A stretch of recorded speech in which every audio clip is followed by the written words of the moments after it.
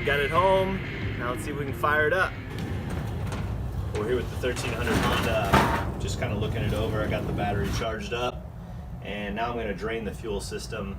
They said it still kind of will run. I haven't tried it yet because the battery was dead when we got it, but that it just wasn't running good. But the fuel in this thing is so old, I could smell it from like 6 feet away when we pulled up. And I told the guy, I said, hey man, this fuel is terrible. And he said, oh, I don't really have a sense of smell, so I couldn't even tell. We got our air cleaner over here. I'm gonna take off and I'm gonna pull the fuel line over on this side and drain out that gas.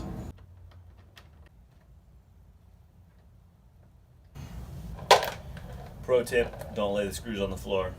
Put them in a bucket. I've lost a lot, no fun.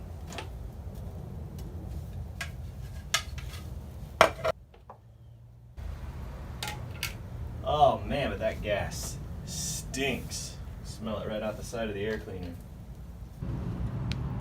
Gonna go ahead and take this tank off so I can drain the gas out good.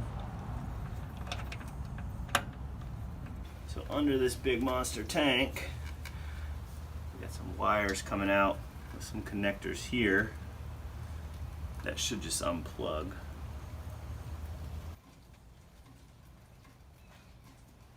So I got the tank off, got our carburetor right here. That gas is nasty. You can see it's kind of turned to gold honey in there. My guess is that it won't run because of that. Right there, that's the fuel inlet. And as you can see, that stuff is just literally jello. So we're gonna have to clean that out for sure. That stuff is nasty. I'm gonna try to get that out instead of blowing it down in there. And I'm sure the gas tank's full of that stuff too. But I could tell because when I actually took the tank off, you can see there on the ground, that's the gas that came out, but you can see that kind of green powdery sludge that also came out with it. So we're gonna need to clean this out good, and then that will definitely help it run. This is gonna be our bad gas container here. What you do with bad gas in your area, that's up to you. I'm not gonna tell you what to do with it. The EPA will come looking for me. But I'm not gonna leave it in this bike. I'll guarantee you that. I'll tell you what my grandfather used to do with it, the old race car driver. He lived up in Indiana, and they would actually take it out, and they would, sorry for all of you environmentalists, they would pour it along the fence lines to kill the grass. And then if they had a bunch of weeds out in a yard that they didn't use very often, they would just pour it all over the grass and light it on fire.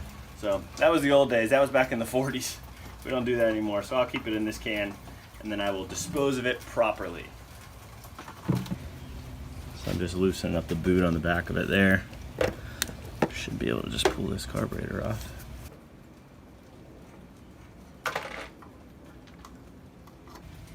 Alright, got the airbox out of the way.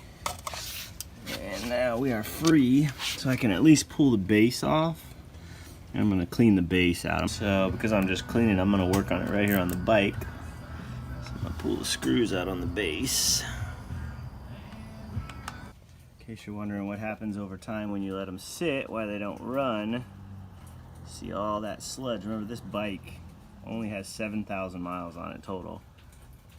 But it's been sitting, it's only got 800 miles in about the last 10 years. So that gas is pretty much just sludged out. It's evaporated out. You can see it here in the carb too. So we're gonna clean that out, blow through some of these passages, put that back together, and then we'll clean out the tank too. And I think once we do all that, I think this thing's gonna run fine. So let's try it out. Let's fire it up.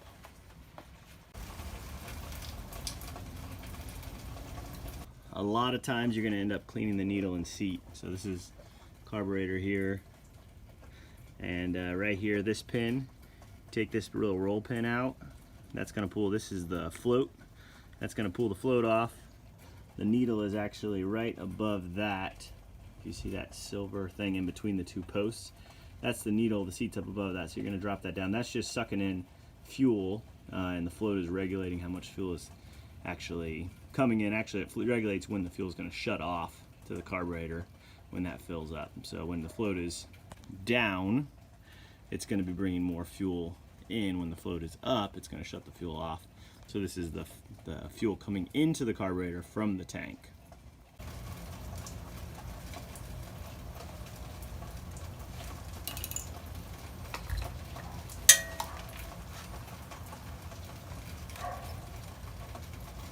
So float, needle. These newer ones have a rubber gasket on them, so they're not as bad as the old ones.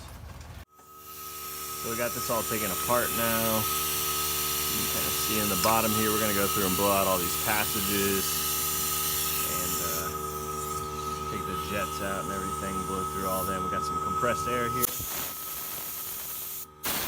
That's pretty much the best way to get through all this stuff. Some carb cleaner, compressed air.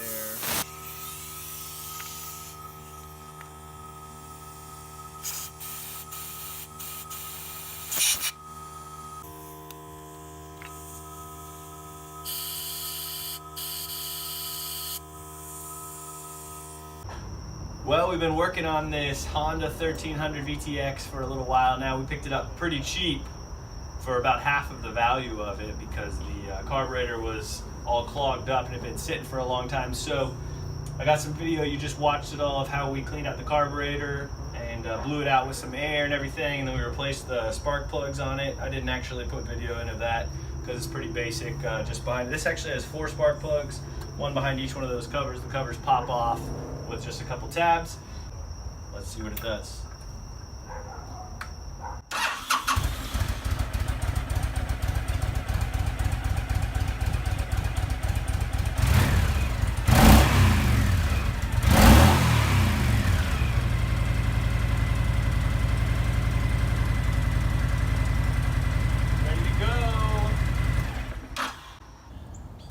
Well, it's an early morning here at Fired Up Garage. We were working on this late last night, got it all finished up, and actually got a buyer coming today. But we got this one pretty cheap, about half price, and just went through the fuel system, cleaned it out, cleaned out the carb, put some new spark plugs in it, and now let's see if it'll fire it up.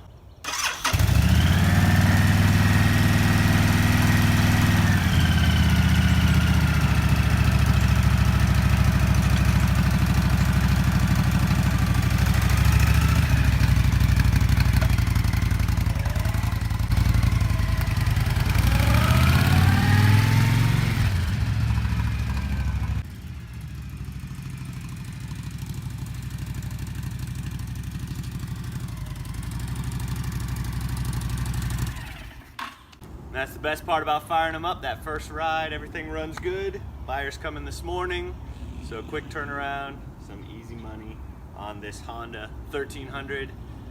If you like what you saw, go ahead and like the video, leave your comments down there below, and you can also subscribe to our channel. Thanks for being here. Keep firing them up. I have my Bronco shirt on for the special occasion. There we go. I'm gonna tuck that. Ready? Please do.